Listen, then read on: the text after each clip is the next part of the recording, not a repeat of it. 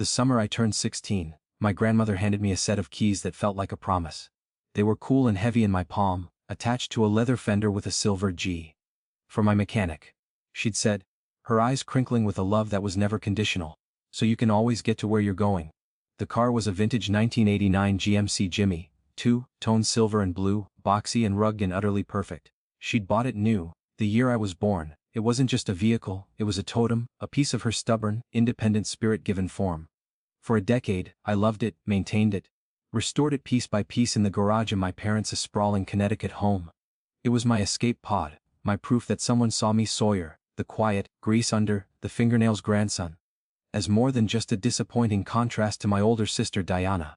The day after our grandmother's funeral, under a sky the color of forgotten lead, my father summoned me to his study, the room that always smelled of old paper and newer whiskey. Diana was already there, perched on the edge of his desk, looking out the window with an expression of serene entitlement. "Sire," my father began, not meeting my eyes. "We've made at the Jimmy. Diana's moving to the city, her consulting work requires a reliable, sturdy vehicle for client sites. That old truck is just sitting there, it's more practical for her." It was a theft disguised as logistics. Diana turned, offering a smile of pitying conciliation. "It's not that we don't appreciate the sentimental value, Sawyer. But sentiment doesn't pay the parking fees. I'll take good care of it." I stood there, the grief for my grandmother still a raw, open wound, and felt this new betrayal slice into it, deep and clean. My mother just nodded from the doorway, her silence a louder agreement than any word. They framed it as family unity, as necessary sacrifice. They took the keys from my dresser that afternoon. I watched from my window as Diana, in her cream-colored sheath dress, slid behind the wheel of my truck, and drove it away down the rain-dappled driveway without a backwards glance. A week later, the family gathered for the reading a will at our grandmother's clapboard Cape Cod house on the coast of Maine, the air thick with salt and unspoken greed. The lawyer, a pinched man with spectacles, drawn through bequests of china and small sums to charities. Then he cleared his throat. "To my grandson, Sawyer Elias Thorne, I leave the entirety of my remaining estate, including the primary residence, its contents, and all financial holdings, to be held in trust until his 35th birthday." The room froze. It was millions. The house, the stocks, the quiet fortune no one fully grasped. My father choked on his coffee. Diana's serene mask shattered into jagged, incredulous pieces. The lawyer continued, his voice cutting through the static of their shock. "This bequest is made in recognition of his character, and as restitution for the theft of the 1989 GMC Jimmy, which I gifted to him outright, as my surviving correspondence and the vehicle's title will attest." He looked up, his gaze landing on my parents, then Diana, with icy clarity. "A theft," he repeated, "which I became aware, and which I found to be a profound and revealing betrayal." The silence that followed was absolute, a vacuum sucking the air from the room. My father turned purple. Diana's eyes narrowed into shards of emerald ice. In that silence, amid their stunned, furious faces, I felt the tectonic plates of my life grind and shift. This wasn't a reward. It was a weapon placed in my hands. The inheritance was the scope, but the rifle was my rage. And that was the moment I knew the real revenge begins now. The drive back to Connecticut in my mother's sedan was a 5-hour journey conducted in a silence so hostile it had its own temperature. I sat in the back, watching the pine forests blur into a green streak, feeling the weight of the new world order settle on my shoulders. My father, gripping the wheel, finally spat, "She poisoned you against us. Filling your head with nonsense." Diana, in the passenger seat, stared straight ahead, her reflection in the window a cold, beautiful statue. "It doesn't matter," she said, her voice low and controlled. "The trust has conditions. We'll challenge it. Incompetence. Undue influence." She was already strategizing, turning my grandmother's final act of love into a legal battlefield. I said nothing. I had learned the power of silence from them. That night, in my childhood bedroom that still felt like a guest room, I listened to the digital file my grandmother's lawyer had sent me. It was a voice memo, recorded on her old smartphone. Her voice, weathered but sharp as a tack, filled my headphones. "Sawyer, my boy, if you're hearing this, they've done it. They've taken your truck. I knew they would. Your father called, said Diana needed it, said you'd agreed." I heard the lie in his voice. "I called the house. Your mother confirmed it, all sugary concern. It's not about a car. It's about them seeing your heart as a commodity they can reallocate. They did it to me, long ago. They'll do it to you with everything if you let them. So I'm not letting them. The house, the money, it's yours. It's armor. Use it. Don't let their smiles fool you. Diana, she's the most dangerous of all. She believes her own fiction. Be smart or be quieter. Record everything. The message ended with the sound of the ocean, her constant companion. I played it again. And again. Record everything. The war began in the shadows. Diana's first move was a velvet glove over an iron fist. She invited me to lunch at an impossibly sleek Manhattan restaurant, all white surfaces and whispered deals. She was elegance personified, her every movement calculated to convey effortless authority. "Sawyer," she said, sipping sparkling water, "this inheritance, it's destabilizing. Dad's health isn't good. The shock, the stress, mother is worried sick, we're family." She leaned forward, her perfume a cloud of something expensive and faintly antiseptic. "Let's be practical. You're not a financier. You're a mechanic. A gifted one, but this scale, it will overwhelm you. I can manage the assets.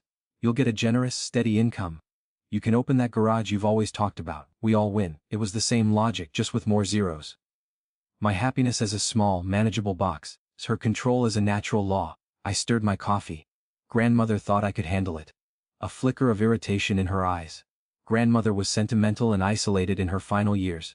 She wasn't in her right mind. Legally, we have psych evaluations that suggest early dementia. The brutality of it, the casual annihilation of our grandmother's legacy to serve her greed, took my breath away. I had my phone on the table, a voice memo app silently harvesting every word. "You'd contest the will?" I asked, feigning concern. "Only if we have to, for the family's stability." She smiled. "Sign the power of attorney papers I've had drawn up, and we can avoid a nasty, public fight. Keep the family name clean." I told her I'd think about it. As I left, I saw her signal the waiter for the check, already dismissing me from her thoughts, confident in the inevitable gravity of her will. My grandmother's house in Maine became my command center and my sanctuary. It was a time capsule of her life, filled with books, the smell of wood smoke and beeswax, and a profound, settling peace. It was also, I discovered, a trove of intelligence. My grandmother had been a meticulous record keeper. In a locked sea chest, under ledgers from the general store she'd once owned, I found bundles of letters, not just to her but copies of letters she'd sent. And there, nestled between pages of a pressed flower album, was a small unmarked digital voice recorder, the kind from a decade ago. Its battery was dead, but hope was alive wire in my chest. I drove to an electronics shop in the next town, bought a compatible charger, and in the quiet of the attic, with rain tapping on the roof, I listened. The recordings were mundane at first, grocery lists, reminders to call about a prescription. Then I found it. A date stamp from 3 years prior. The sound of my father's voice, strained and wheedling. "Mother, be reasonable. The capital from the store sale just sitting in bonds, it's losing value. Let me invest it through the firm. Diana has a phenomenal track record. We can double it for you." My grandmother's voice, firms. "I told you, Robert. That money, his education, his future. I don't trust your firm's track record. I read the papers." A new voice, smooth as oil, entered Diana's. "Grandma, it's about legacy, preserving the Thorne name. Sawyer he's not a builder. He takes things apart. We're trying to build something, for all of us." Then my father, lower, angrier, "He's a mechanic, for God's sake. He'll blow it on tools and lifted trucks. This is about the family's future, not funding his hobby." There was a long pause. Then my grandmother, her voice colder than the Maine winter, "Get out. Both of you. And know this. I see you. I see exactly what you are." The click of a door. The recording ended. It was the Rosetta Stone. It wasn't just about the Jimmy. It was a pattern, a long-standing campaign to discredit and disinherit me, to funnel everything to Diana, the anointed heir. The Jimmy was simply the most tangible, cruelest symbol. Armed with this, my revenge evolved from passive resistance to active sabotage. I used a fraction of the inheritance to hire a discreet, ex-military private investigator named Vance. His directive: find every vulnerability in Diana's polished life. Not the big, obvious crimes. She was too careful for that. But the Fishers, the junior partner at her consulting firm she was having an affair with, who had his own embezzlement problem. It's the offshore shell company she used to park client referral bonuses. A technical violation of her partnership agreement. It's the prescription for Adderall she obtained under a different name to maintain her 18-hour workdays. Vance was a ghost, delivering files of photos, financial trails, and sworn statements from compromised sources. I was building a mosaic of her corruption, piece by invisible piece. Meanwhile, I played the part of the overwhelmed, slightly simple beneficiary. I called Diana with questions about bond yields, forcing her to condescend, to reveal to contempt in recorded phone calls. I let my father rant about my ingratitude, capturing every poisonous word. I became a student of their psychology, learning that my father's weakness was his pride, and Diana's was her obsessive need for control, and the pristine image of her success. I targeted both. I anonymously leaked the details of her junior partner's embezzlement to the firm's managing director, knowing the internal investigation would brush too close to her own shell company for comfort. I watched as she scrambled, her perfect schedule fraying at the edges, a new tension around her eyes. She became more aggressive, pressuring me to sign the papers, her offers turning into threats about lengthy court battles that would drain the estate in legal fees. I simply played another clip from my grandmother's recorder for her over the phone. Just the line. "Sire he's not a builder. He takes things apart." I hung up on her stunned silence. The message was clear, I was taking her apart. The escalation came from an unexpected quarter, my mother. She arrived in Maine unannounced, a nervous bird in a designer raincoat. She didn't want conflict, she pleaded. She wanted peace. Over tea in my grandmother's kitchen, she broke down a performance of maternal anguish. "Your father, he's not well. Diana's under terrible stress. This fighting, it's killing us. Please, Sawyer, for me, sign Diana's papers, take the monthly allowance, let us help you." It was a masterful guilt trip, and for a moment, the little boy in me ached to comply, to buy her love. But then I saw it, the faint, wireless earpiece in her ear, barely visible under her hair. She was a messenger, a puppet. Diana was listening, coaching her in real time. The betrayal was so intimate, so cowardly, it burned away the last of my familial sentiment. I reached over and gently plucked the earpiece from her ear. I held it to my own. "Deanna," I said calmly. "The answer is no, and tell your mother to go home." The sheer sputtering outrage on the other end of the line was my first real taste of victory. The final act required a stage worthy of the climax. The Thorne Family Investment Group, the vehicle for Diana's ambitions and my father's vanity, was hosting its annual Future Vision gala at the Museum of Modern Art in New York. It was Diana's night to shine, to network, to be seen as the dynasty's future. I used my inheritance to buy a table, not as family, but as the anonymous Celias Trust. I wore a tuxedo that felt like armor. The gala was a spectacle of curated power, a humming hive of money and influence.